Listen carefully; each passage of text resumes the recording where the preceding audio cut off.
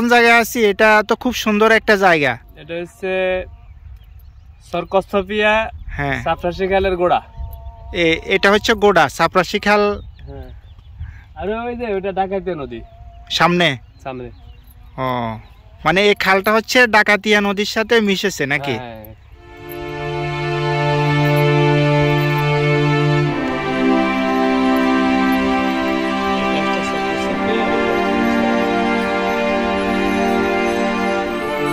এটা হচ্ছে নোয়াখালী কোম্পানিগঞ্জ ভূমিহীনের কাছাকাছি একটা এলাকা, সাপরাশি খালের সংলগ্ন গোড়ায় অবস্থিত এই এলাকাটি একেবারে প্রাকৃতিক সৌন্দর্যে ভরপুর একটা এলাকা। এই যে আমার শ্রদ্ধেয় এবং বন্ধু হাফেজ সাইফুদ্দিন এবং দামাত বারাকাতুহুম হযরত মাওলানা এই যে মহিউদ্দিন ভাই, আমরা এখানে আসলাম দেখার জন্য।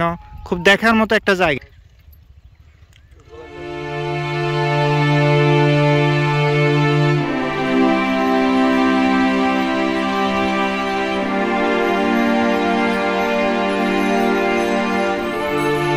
এই যে আমরা দেখতে পাচ্ছি প্রচুর বক এবং বিভিন্ন পাখি নদী গর্ভ থেকে উঠে আসা খালের মধ্যে বসে আছে। প্রচুর বক আছে, প্রচুর।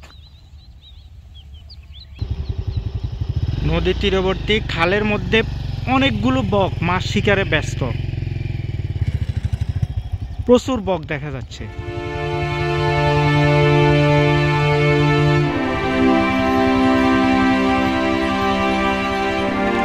পড়ন্ত বিকেলে সূর্য নদীর পানিতে ঝিকঝিক করছে।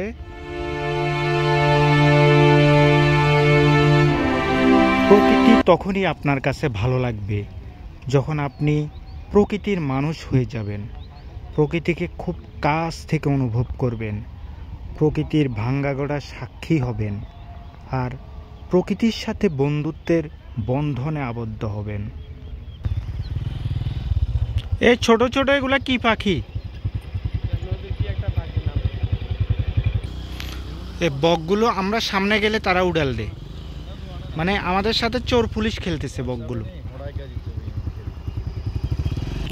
অনেকদিন পর একটা ফান করে দেখলাম, একটি বক উড়ে যাচ্ছে ক্ষিপ্র গতিতে।